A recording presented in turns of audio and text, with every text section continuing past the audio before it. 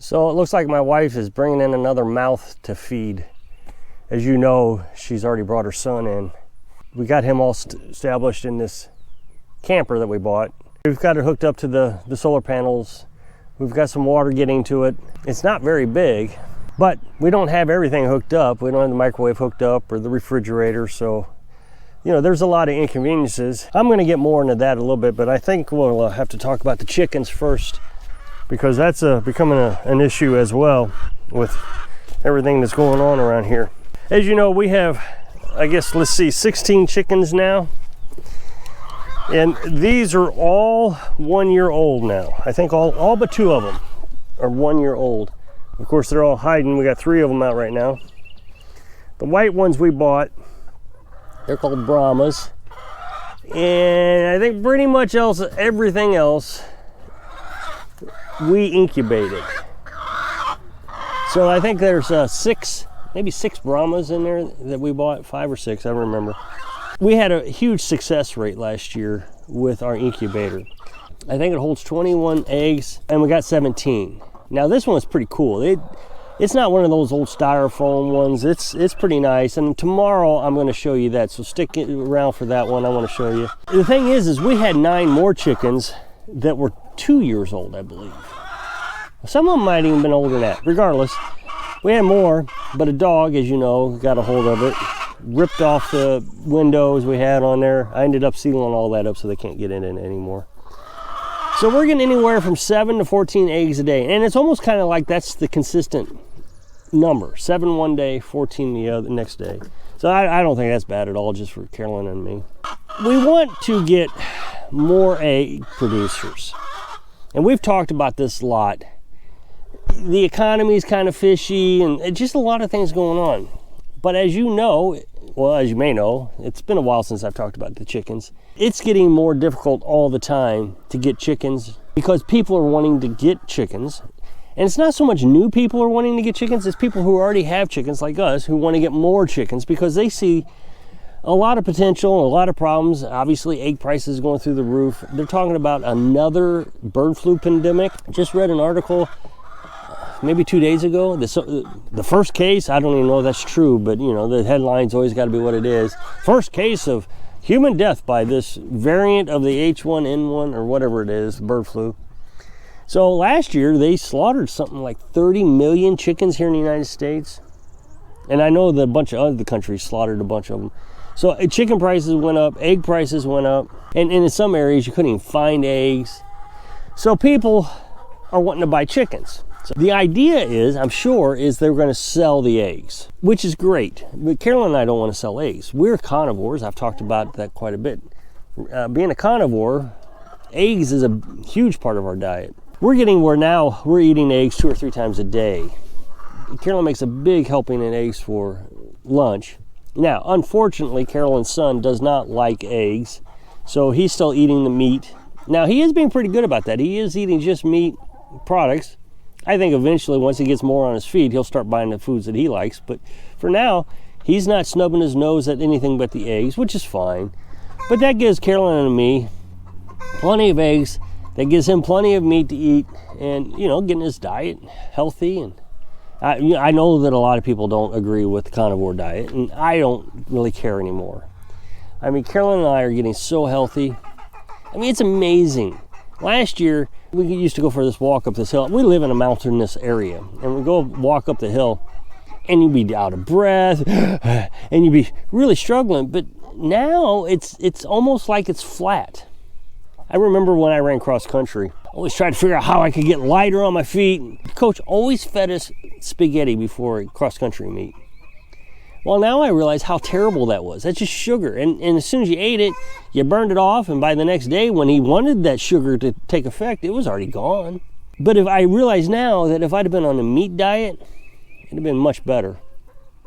Well, I mean, it is what it is. We eat a lot of eggs, and we're getting healthy, skinnier.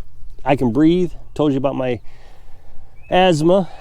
I was getting to the point where I didn't think I was going to be able to do this much more. The last year that we got firewood, we got plenty now. We got we had 15 years worth of firewood.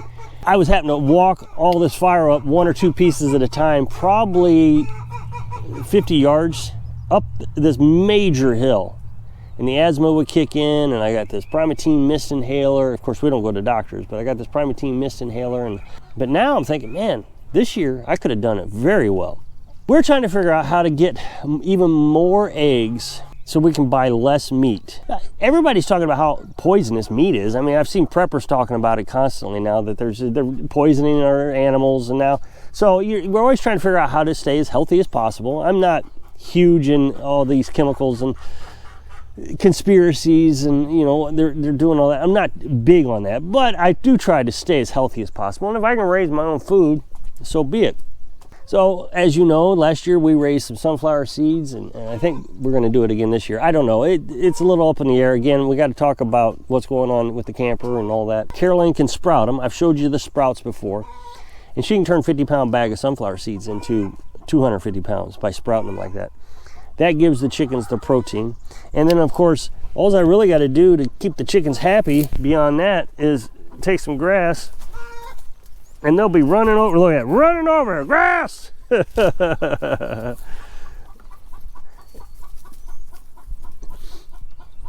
I'm mowing the grass right here, I blow all of it. I back up, run forward, back up, run forward, and I blow all of it up to the fence here. That way, the rest of it I can just scoop up whatever doesn't get in there. Now, I try to do that in the evening because I don't like scaring the chickens. So after I put them to bed, about 7:30, I come out here and I cut around the chicken coop, and I blow that in there. And when they come out in the morning, about 6:30 or so, man, they're just all over that grass. So that's free food right there. Now, it's not protein and wouldn't be able to produce the eggs, but the sunflower seeds do. And depending on the sunflower seed, I forget the name, black something or another, I think you can get up to 30% protein. It doesn't matter. Even if you don't want to grow sunflower seeds, you're going to go to Orscheln's and pick up that big bag for, I don't know, 20 bucks, 30 bucks, whatever it is. And if you sprout it like Carolyn does, it lasts forever, a year or two. And we only give them maybe a handful per chicken, not a lot. Now, of course, with calcium, you got to give them calcium too. And Carolyn's got that grain grinder. It grinds corn and wheat and all that. She uses that also with the eggshells. So every eggshell that they produce, we put back into their diet. She just mixes it in with them. Now, if you're going to buy oyster shells for their calcium, be sure not to put that in their food. You can overdose a chicken on calcium. So you just set out a second tray of calcium, and they'll eat what they need. So if you ever get an egg without a shell, it'll be like a water balloon. That's kind of what it feels like. That, you know, then it produces an egg without a shell. They need calcium. And it doesn't take long for them to get the calcium they need. Within a day, they'll be producing just fine again if you give them calcium. So give them the eggshells. Now the eggshells, it's kind of a good idea to give that towards the evening. Their body will just kind of throw that out. They don't use it as efficiently as they do oyster shells. So you can feed them oyster shells anytime, and that'll get them the calcium they need. If you give them eggshells at nighttime, then as their egg body is resting, their body's making an egg, and they'll use that calcium. Eggshells towards the evening, so you give them a snack towards the evening. We give it to them about 10 o'clock in the morning. They get up at 6, 10, and it seems to be working okay, but everything I read said you should give it to them more like 3 o'clock. But I don't think they have time to eat that fast. I don't want to just rush them into eating. Now, we had a rooster. I told you about him. He was a Brahma, and the idea was we were going to raise meat birds. We've changed our mind since then. So we had this huge Brahma rooster. He was so big that he got up on a roost one night. We got those grapevines running inside the coop, and he got up there, and then next morning he jumped down and he busted his leg. I mean, I hated it. He was a beautiful chicken. I mean, just absolutely beautiful. So that left us without the ability to produce meat birds. So this spring, we were gonna take the eggs from the Brahmas, the white birds, because they're meat birds. We were going to incubate them, raise the meat birds, and then slaughter them probably in the fall. Well, after we lost him, we realized, you know what, maybe the meat isn't the most efficient use of our chickens. The more we analyze, the more we realize that the eggs is where all the money savings was. We can eat with our chickens 2 meals a day, completely with eggs, and not eat any meat. So when you go to the grocery store and you're buying meat, and you're analyzing how much it costs to raise a chicken, for meat and you analyze how much it costs to get an egg, the eggs was much better. Now, I know people are going to say, oh, I can't eat that many eggs. That's terrible. How can you eat that many eggs? Once you get off carbohydrates and the sugars, your addiction goes away for food. That's what it is. It's a food addiction. Everybody's addicted to food. If you're on carbohydrates, you're addicted to sugar. Once that addiction goes away, your variety of food needs goes away also. You can eat the same meal every day and it'd be totally fine. Now, of course, Carolyn flavors the foods quite a bit, so if she makes a hamburger, I mean, it's like the best hamburger you've ever had, but it's still hamburger. Or she makes eggs, she'll mix it up a little bit, over easy one day, scrambled the next day, maybe a little cheese in it one day, hard boiled another day. I mean, so you do mix it up, but it's still just eggs. You know, you can get 3 or 4 meals out of it and just figure out different ways to flavor it. But again, you got to get rid of the addiction. Otherwise, you're right. You got to have something different all the time. So when he died, we decided we were going to focus on eggs. Well, so we decided we were going to get Leghorns. Now, I know everybody was against Leghorns. That's my business. That was Carolyn's business. That's what we decided we were going to do, Leghorns. And they're supposed to be very high egg producers. So we started looking for Leghorns, and there just wasn't any available. Hatcheries were on back order for months. People were sending me to different hatcheries throughout the country, and there was always a problem with it. Of course, we don't like getting our chickens delivered to us. We had a bad experience the first time we tried to get chickens here. We had them sent from Iowa. They promised they would be fine, that the mail delivery service would call us when they got it to the post office, but they didn't. They delivered them in sub-zero temperatures in the car. They honked the horn when they got here, and when I picked them up, they were dead. The guy drove around all morning with his window open, and they froze to death. So I just had a bad experience, and I don't want to ship chickens through the mail anymore. Not because I didn't get reimbursed or anything. I just felt bad for the little chicks dying from exposure. It was terrible. Inhumane, and I don't want to be that way. There's a farm down the road that sold us our Americanas a while back, and she said she were going to have some Leghorns late this spring.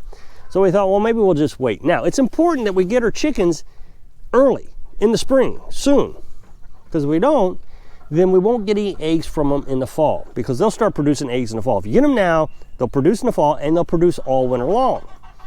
But if you wait until June or July, they won't start producing in the fall because they're still too young, but they won't produce in the winter either. So when they become of age in the wintertime, they'll wait until spring. So you're losing a lot of egg production.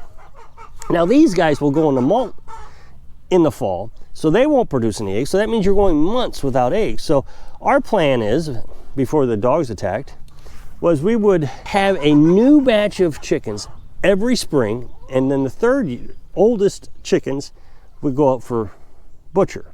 Of course, we can't do that because this year, because the dog got the chickens. But regardless, this fall we'd still like to have eggs. So we're trying to figure out how to do that and trying to get Leghorns, and nothing was working. Our rooster died, so we couldn't reproduce any eggs. So we're trying to figure out what to do. Well, Carolyn said yesterday, hey, look at this. Close to us, somebody is selling a rooster, a full-grown rooster, already mature, and he's beautiful, he's big, and he's an egg producer. I forget the name of it. I'll tell you tomorrow when I introduce you to him. Carolyn's decided that we want to get this rooster. Now, the problem is we probably won't incubate any eggs this year. We've got a lot going on this year with Carolyn's son coming here, trying to get him settled in. There's just been a lot more chores to do. Carolyn's having to Berkey more water, and I'm not complaining about any of this. It's just we want to make sure that he's settled. We just want to make sure he's settled before we start in another project, because chickens take a lot of time. So if he needs something, and if we got chickens in the house, they got to get water bottles every few hours, because that's how we keep them warm. We take hot water, we put it in there, and they can stay warm. So we think we're going to wait until next year, but at least we'll have a rooster that we could fertilize some eggs with and get them incubated. I feel better, just in case something happens to the economy, that we have a rooster. Now, she only wants 15 bucks for him, but she made me promise we wouldn't butcher it, which we won't. That's the extra mouth that we got to feed. So if you'll click this up next box, take to a video where I was talking about how her son crossed the line. So if I can inspire you to think ahead so you can get all the food you need when you're living your dreams. Thanks for watching. Thanks for watching.